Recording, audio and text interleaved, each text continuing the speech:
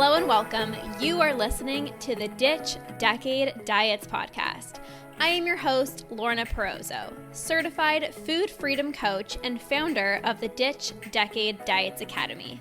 I've spent 10 years in an unhealthy relationship with food, binge eating, over-exercising, and feeling insecure in my body. This podcast is all about helping you get to the root of your food struggles and teaching you how to rewire your brain so you can end binge eating. If you're ready to improve your relationship with food and cultivate more self-love towards yourself and your health, this is the podcast for you. So let's get to it and jump right in. All right. Question: from November to after, I lost 10 pounds, but I binged after and gained more than I started with. Will I lose that extra binge weight just as quickly as before? So this is a really good question. And honestly, this is what happens with every single diet.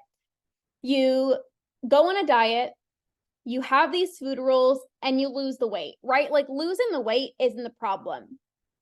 You go on a diet, you lose the weight. But then because you actually haven't fixed the root problem, which is an unhealthy relationship with food, which is the binge eating, which is feeling impulsive with food, then the weight comes back on, and even more so because you're extra deprived, right? So for so long, you were in a calorie deficit or you were following these specific rules, and then after you couldn't have all these foods for so long and you're so deprived, that builds up so much pressure. And then the weight comes back on multiple. Every diet that I went on, I would lose the weight and I would gain multiple, more pounds that I even lost, I would gain back. And in terms of releasing the weight, another diet isn't going to fix that. A healthy relationship with food will fix that. So Amina, once you heal your relationship with food, you get rid of your urges, right? You're no longer having these urges to binge. You're no longer feeling impulsive with food. You're no longer self-sabotaging with food. You're no longer consuming hundreds and thousands of calories in a binge. Your weight will take care of itself. It's not a matter of how quickly it's going to come off. It matters that you're going to do it sustainably. That's the biggest thing. Really being able to heal the root, get to the root of it, heal your relationship with food so that you can release the weight, but then never have to diet again. How many of you guys, drop a yes below if you're like, I would love to never have to diet again and feel really damn good in my own skin. That is possible for you when you heal your relationship with food and you stop the yo-yo diets. I haven't dieted for way over 5 years now. And I've been able to be at a very healthy weight, not because I'm special, not because I'm lucky.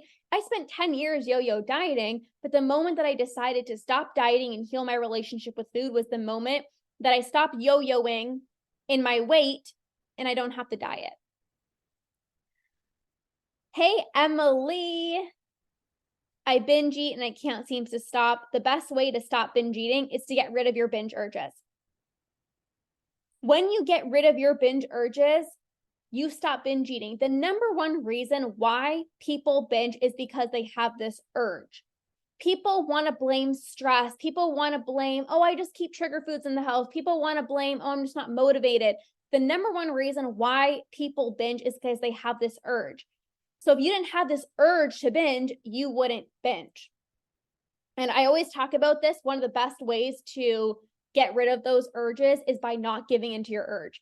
Because every time you feel the urge to binge and you give in, you are effectively programming this habit into your brain.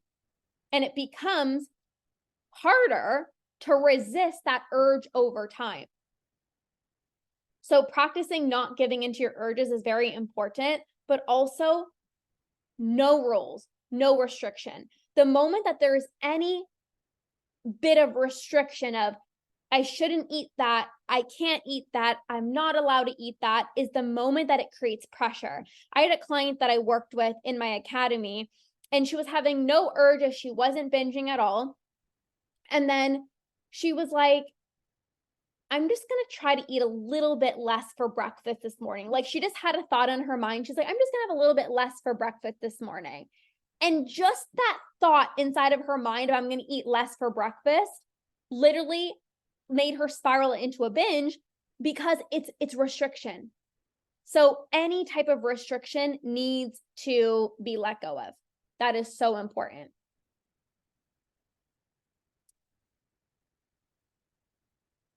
How do you change your relationship with food? Therapy isn't really a thing where I'm from. So it's actually interesting. I actually don't even recommend therapy for healing your relationship with food because binge eating, healing your relationship with food is so specific. And I actually just got off a call with one of my clients and she's in therapy, but she's working with me to help her heal her relationship with food because it is so specific. Changing your relationship with food, there's not one thing that you need to do. It's a lot about changing your thoughts in your mind, right? A lot of the times you're going to be eating something and your mind automatically says you shouldn't be eating that. And you have to remind yourself, I talk about rewiring your brain. You have to remind yourself, I'm not bad for eating chocolate. I'm not good for eating a salad. I don't have to go to the gym to burn off calories. I want to go to the gym to make myself feel really good. So a lot of it is retraining your brain, changing, reframing your diet culture thoughts. Anytime a thought pops up in your mind of like, you can only have, half of a cup of rice, or you can only have half a banana. It's really reminding yourself that's not true. What do I actually feel like? Right? That's one way of healing your relationship with food is changing your thoughts because an unhealthy relationship with food starts typically because you were told that there are good foods and there are bad foods, and there's foods that you should eat and there's foods that you shouldn't eat.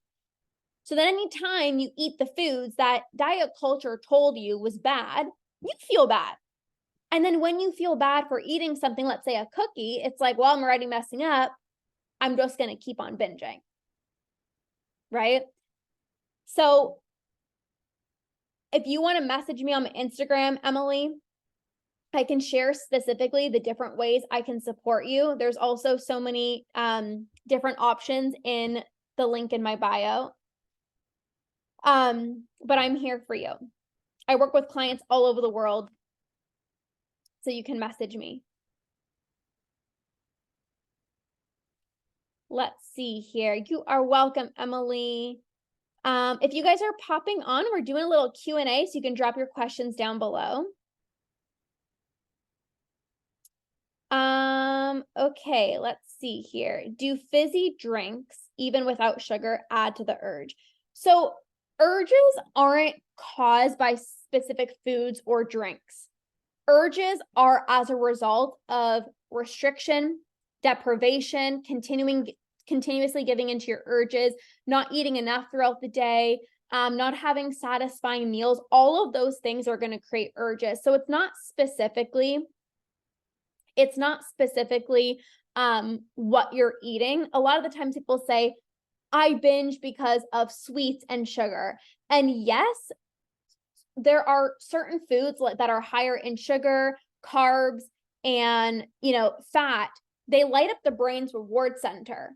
So like when you have broccoli, you don't get that dopamine hit, right? Like when you have broccoli, like your brain's reward center doesn't get lit up. You don't feel that dopamine release as compared to sugar. But people who have a healthy relationship with food that don't have urges, right? They can have chocolate without binging, right? So it's not about a specific food. It's really about those urges. How do I stop eating because I'm bored? Honestly, boredom eating, it's really about adding more pleasure in your life. Because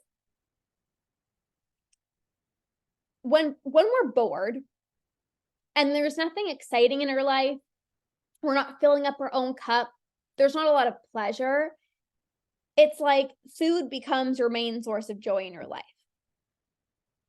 So how can you add pleasure in your life? Little things, like for me, I always isolated myself because after a binge, I would feel horrible. I didn't want to look at anyone. I wouldn't want to go out with friends. And I realized that was actually me not receiving pleasure. So when I was home by myself, when all my friends are going out and they're going out for dinner, they're going to the movies, they're going to the party, I'd be at home sitting here bored because there's no pleasure in my life. And our brain needs excitement, our brain needs pleasure. So then it's easy to go into the cupboards. So what can you do? What brings you joy? How can you add more pleasure into your life? Even little things of like, I never wanted to be intimate because I'm like, I don't feel good in my body, but that was blocking pleasure, right? So adding more pleasure into your life is so important. And then also in those times where you're bored, really asking yourself, what am I hungry for? What am I actually hungry for? Because it's not food. It's not food. What are you actually hungry for? And maybe you got to get creative. Like even back in 2020, my husband and I, we started painting on canvases. And it's like, that just clears your mind. It's something to do, right? So maybe you got to get into a specific hobby. Maybe there's like a new book you can read. And this is not about distracting yourself. Like, this is not like, oh, I feel the urge to binge, go read a book. I'm not saying that. But what I'm saying is like, you got to fill up your own cup, right? And how can we be okay with also relaxing without feeling guilt? There's so many layers to this. Working with clients all over the world, can language be a problem? I've never had any issues with that. If you're able to watch my videos and you understand me, then you're going to totally be fine. What should I do when I get the urge? How to handle it in the moment? Okay, who wants to know 3 tools for when you feel the urge to binge? I've shared this before, but drop a me below if you want to know 3 things that you can do when you feel the urge to binge that will help you to not give in. That is far more effective than distracting yourself or staying busy. Those are just quick fix solutions that are BS and do not work. Okay, you ready? No particular order. The next time you feel the urge to binge, 3 tangible tools is movement, AKA like shaking your body is extremely effective, breath work, or a cold shower. All of those things, breath work, shaking, movement, a cold shower, all of those things change your body's physical state. And if you literally just did it right now, like you go and you just shake your body, you shake, you're going to feel different in your body. And that is more effective because you're going to regulate your nervous system. You're going to create a state change in your body. You can't think your way out of a binge. You can't think your way out of a binge. So those are 3 tangible tools that you can do the next time you feel the urge to binge. You can just do one of them. You can do 2 of them. But all of those are very effective. Cold water, shaking, movement, breath work. Those are all very tangible tools. Can you restate it? Yes. Breath work, movement, and a cold shower are 3 very effective tools when you feel the urge to binge. I share all 10 inside of my program, Stop the Urge. I also talk about how to get rid of your urges inside of my program, Stop the Urge. The link is in my bio. So if you're interested in getting rid of your urges, then I would definitely check out that program. I don't really restrict much, but when I eat something like a dessert or something, I eat so much more. So it's good that you're not restricting. Sometimes though, you might not actually be giving yourself a realistic portion. So although you're not restricting and you're allowing yourself to have dessert, are you actually allowing yourself how much you want? Because the thing is, it's like if you're only allowing yourself like a small little sliver, like that's not realistic. And then you feel bad for going for seconds. So then you feel like you're eating so much more when really, if you just allowed yourself a decent portion in the first place, you would have been fine. But there could be mental restriction. So mental restriction is when you're feeling guilt, shame, and you're judging yourself. So although you're not restricting yourself from eating dessert because you're feeling bad, because there's guilt, because you're judging yourself, that's what really can cause the cycle to repeat itself. All righty. Does intermittent fasting lead to binges? I do not recommend intermittent fasting at all. And it can absolutely lead to binge eating because there are certain time periods, right, where you shouldn't be eating, when you have to stop eating. Hey, Jen. And the problem with that is it's really more rules. It really is. Like 90% of people who struggle with nighttime eating are trying to tell themselves to not eat after dinner. And then that leads to just binges in the evening, right? So I would definitely not recommend intermittent fasting. All right, what other questions do we have? Erica's on, Maria's on, Jessica, Stella, Bunny and the Bean, Jennifer, another Jen, Elizabeth, Yana. All right, anyone else have any questions before we wrap up? Hey, Jasmine, we're doing a Q&A, so if you have any questions for me, feel free to drop your questions down below in the chat box, and I will answer.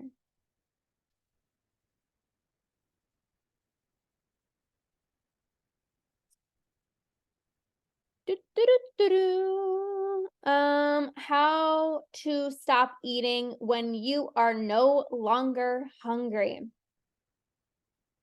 Well, I think a few things.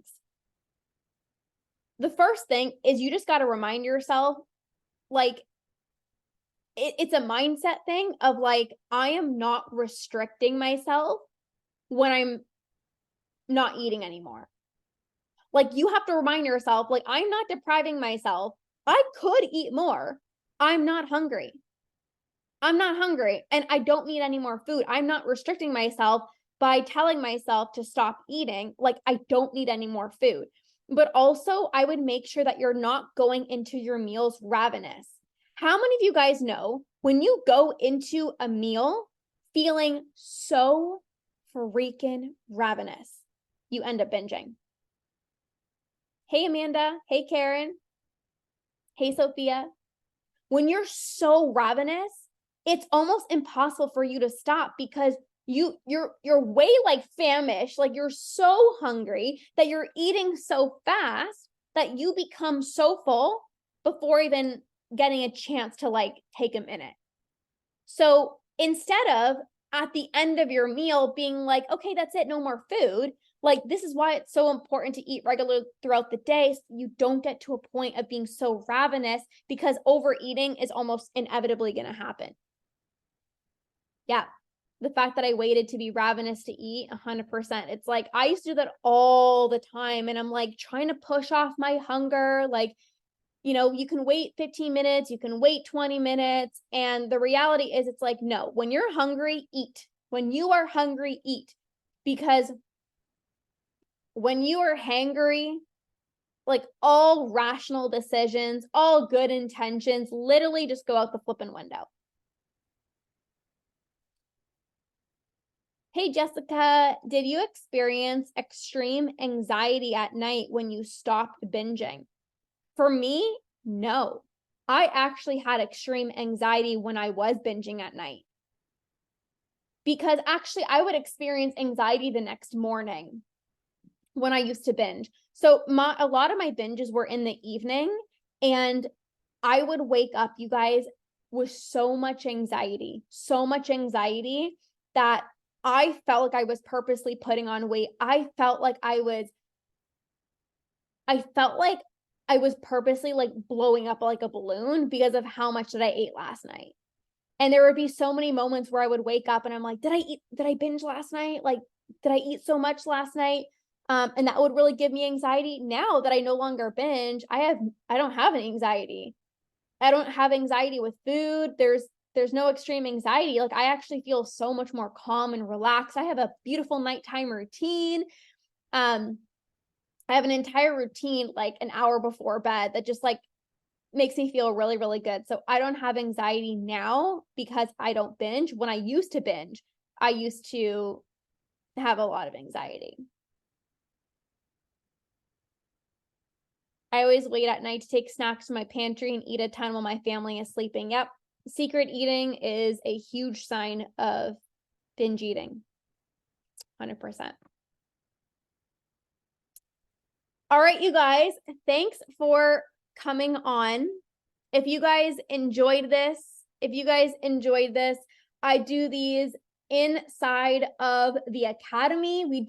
I do Q&A coaching calls with my academy clients every single week.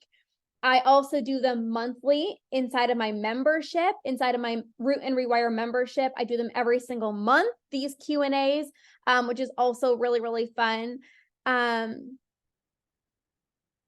I just started not eating after 8 o'clock. Do you feel like this can lead to binge eating? 100%. Yep. Because the moment you tell yourself, don't eat after 8 o'clock, you're going to find yourself thinking about food so much more. You're going to be thinking about binging so much more. Yeah. That's like me telling you, okay, everyone write down your favorite food. Everyone write down your favorite food down below. What is your absolute favorite food? Is it peanut butter? Is it chocolate? Is it pasta? Like, what is your favorite food? Drop your favorite food down below. Okay. That is like me saying, Lane, no more cookies. Brooklyn, no more chocolate cake. Jessica, no more ice cream, right? Jasmine, no more chocolate. Sika, no more chocolate. Jasmine, no more chocolate. Like, imagine wings, right? If I told you, okay, that's it, no more wings, all you're going to think about is wings. All you're going to think about is chocolate, right? So that is the same thing about telling yourself to not eat after 8 o'clock. You're just going to want to eat after 8 o'clock. So I do not recommend any of those rules, restrictions. It really is just going to create more pressure. It's going to you're going to want to binge even more. It's like the little rebellious side of you comes out and it's like, you tell me that I can't do that? Watch me. Like that's what the diet culture brain does. That's what the binge brain does. So thank you guys for being here. If you guys enjoyed this, like I said, I do monthly Q&A calls on Zoom inside of my membership. It's so incredible. There's the community aspect, there's the trainings, the Q&As with me, the coaching calls with me. So if you've not yet checked out the membership, definitely check out the Root and Rewire membership, where I help you really heal your relationship with food and help you get out of the diet binge cycle. So the link is in my bio if you want to join us. So thank you guys so much for being here. Have an amazing rest of your day, and we'll see you guys soon. Bye.